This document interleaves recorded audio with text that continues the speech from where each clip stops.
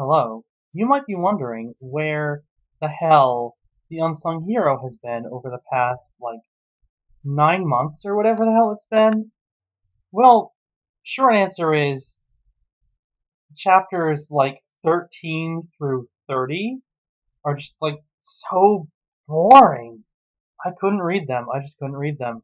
Not you guys, you get all the fancy music and the voices.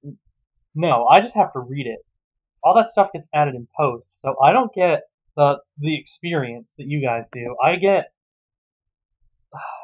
the torture. All right, so I'm gonna try to summarize the next 20 chapters because nothing happens from chapter 12 up to chapter 32. There's a lot of subplots that go nowhere. Like this thing where Slack and Perry think Lucia might be cheating on him with her chemistry partner, whose name is actually Cash. I fucking love these names, I swear to God, but no, that thing goes nowhere because Slack's just like, oh no, I trust her, and then nothing comes of it. There's this thing where Slack gets a little brother in chapter 25.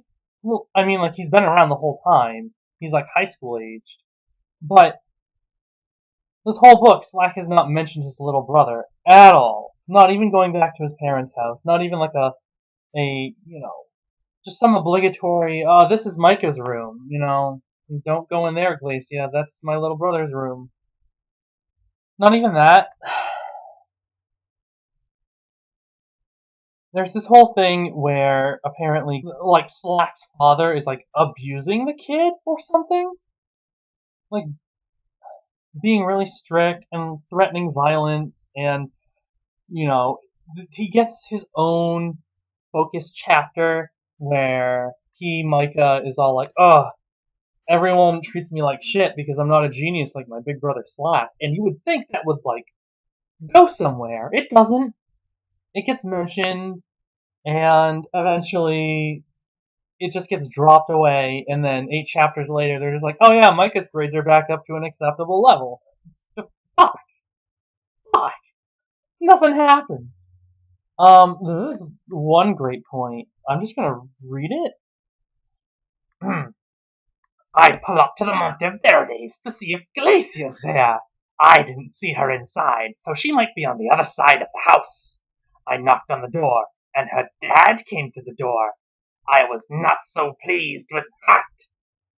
Slack, my boy, come in, sit down. I'd like to chat with you a while, he said.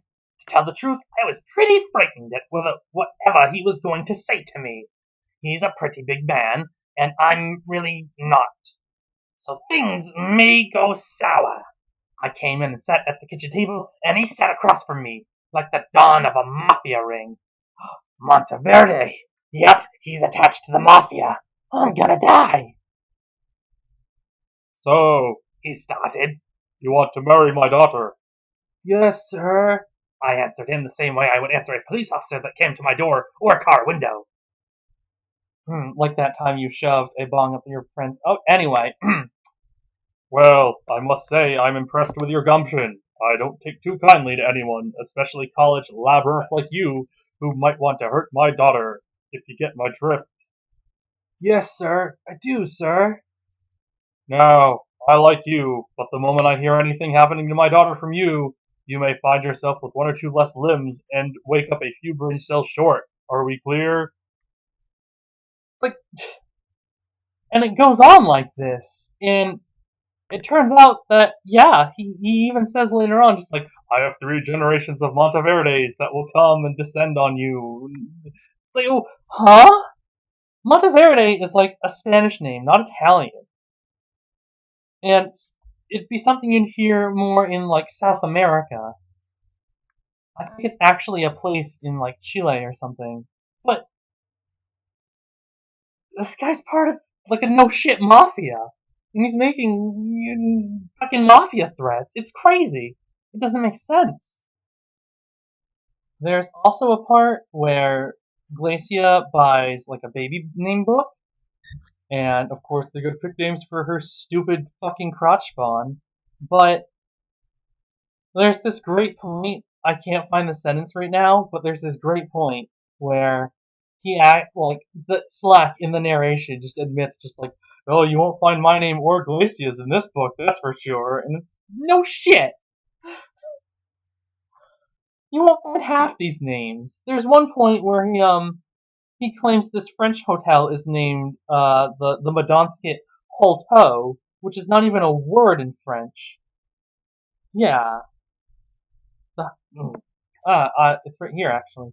The hotel my parents put us up in was incredible. The Madonsket Hotel. It was a French-sounding name, but they had really awesome rooms and awesome service.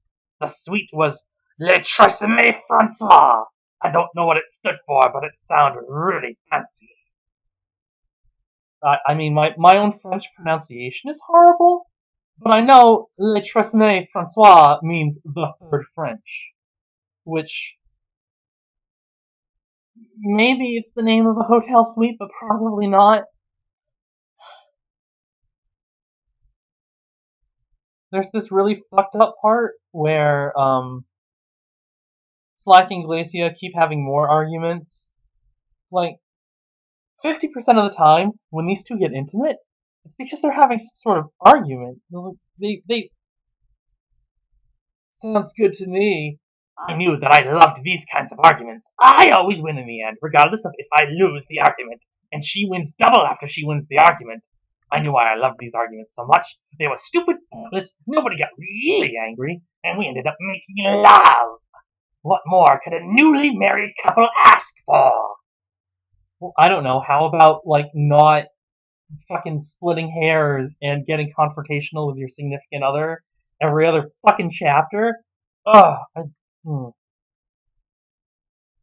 So they fart around and do nothing, basically, for 20 chapters. You know, the college semester ends, they get summer jobs, they come back in for another semester. And eventually, the stupid baby's born. Its name is Zachariah Carter Buckley. It's bigger than a normal baby. None of this shit matters. There's also this great part. I'll find it because he basically ignores, like, I don't know, the baby doctor. He ignores the baby doctor while good advice is happening, so it's pretty fantastic. Apparently, things were progressing normally. I wasn't paying full attention. I was busier with my 20 tips to not be a deadbeat dad. He found like a pamphlet in the waiting room and he's just reading that instead of listening to the goddamn doctor who can give him advice live that's fitting his situation more than a printed pamphlet. Anyway, number 14 was pretty good. Be totally committed with your child's mother, and if you're not, be totally committed to the child. That one's pretty much a duh in my book, but some people might not think that. I'm totally committed to both my woman and my child. So that one gets a check off when I get back to the apartment. It's not only a tips guide, but a checklist as well. Isn't that just so convenient? And you won't believe this, but that pamphlet is called Powerful Fatherhood. And there's this like stupid MRA bit where he immediately goes, why isn't there a powerful motherhood pamphlet? Why do they assume dads are all deadbeats? Nobody said that. But also, there are people that have come up once and never appeared again, like Francois in the prologue. This pamphlet comes back up again. Of all the details that he actually remembered and called back to, it's this goddamn pamphlet, not an actual human being that he claims to be high school best friends with or anything. Ugh. So, I cherry-picked some things because the rest of it is really just... Did you watch chapter 12? Just imagine that 20 more times. Just that dearth of anything. And you've got it. Alright, so... That's why I'm skipping ahead to the part where the lulzy stuff starts happening again. And that is chapter 32. And I will begin that shortly.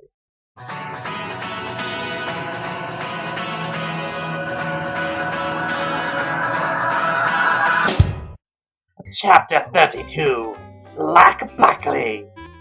We were all back at the apartment after I got done with a shift at the Missile Mart. I took a walk to the Union to get some coffee and chill for a few minutes before heading back to the war zone that was my family. I love my family to death, but too much of a good thing can wear a father out, and that's exactly what's happening to me right now. I was okay going to the Union because it was nearby and I could get home quick and without scrutiny about it. Dacia understood that I've been under a lot of pressure recently, and this was like my mini escape from some of it. I was walking back to the apartment, and I heard footsteps from behind me and around me. I taxed it off when I didn't see anybody, and I made it back. Harry had dinner on the table again, and my family was sitting in their room looking amazing as usual. Oh, I had completely forgotten and not cared about what happened. At a big school like Washig, there are people tromping around everywhere, especially near the Dome Street apartments. We ate a delicious meal. I was in the room with my wife. I heard banging on the door. It didn't wake Zachariah, and Harry quickly went to the door. "Where is he?" I heard a familiar voice say. It was deep and raspy, but not the kind of voice from the doctor. "Where's who?" Harry responded. "Don't pretend you don't remember me." "Well, I really don't. Who are you looking for?"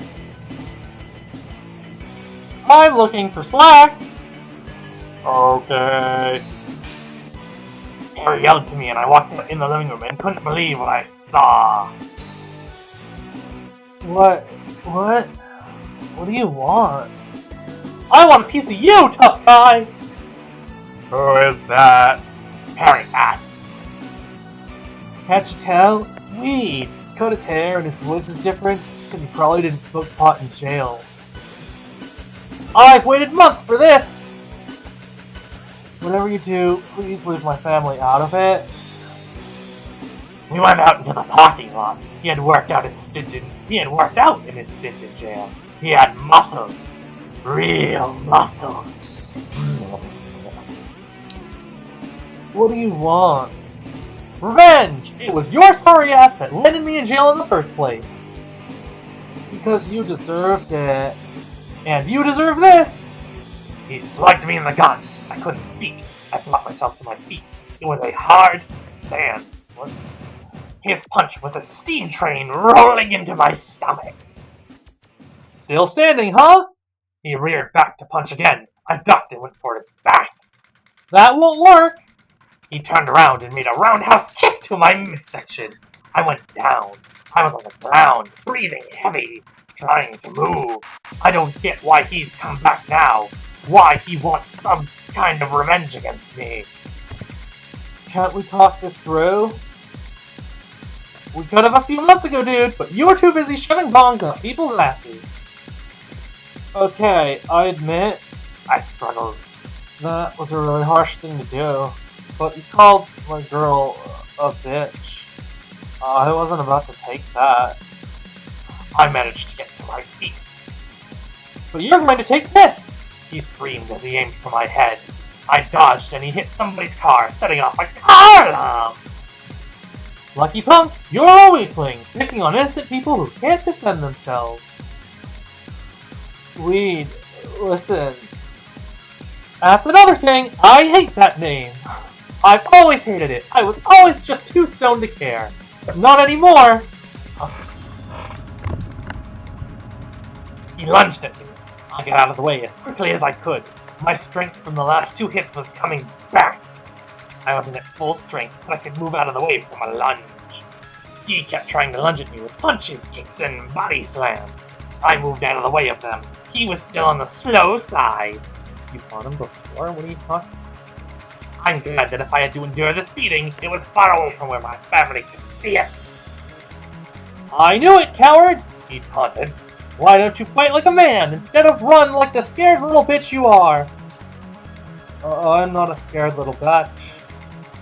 "Then fight me." "That makes no sense."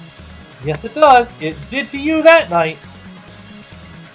"It doesn't matter. It's the past. Can't you forget about it?"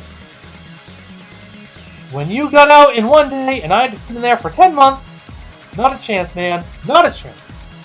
He lunged at me with one more punch and kick that I could dodge, but I was definitely slowing. He was showing no sign of stopping. He got me once and I was on the ground.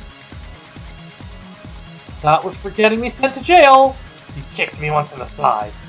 But wait, there's more! That was for taking my life away. He kicked me one last time in the side. That was for shoving a bong at my ass. Do you know what it feels like? Yes. I struggled. Liar! He kicked me again. Nobody stuck shit up your ass. I felt myself being rolled over. I was looking him in the face. I couldn't feel anything. I wasn't bleeding. He hadn't hit me to make me bleed, but I could feel things being in pain. He grabbed a gun from his pocket. He loaded it one bullet at a time. Is this a revolver? What the... I tried to roll away. My body had its limits, and they were surpassed by the number of kicks and punches I took. I could hardly move. I got maybe 2 inches before I heard the gun cock. 2 shots were fired. My mind started racing. I couldn't stop to think more. Okay, punk, this one's for you, he screamed, followed by a menacing laugh that I couldn't even picture. One more shot fired. It echoed in the night under the stars.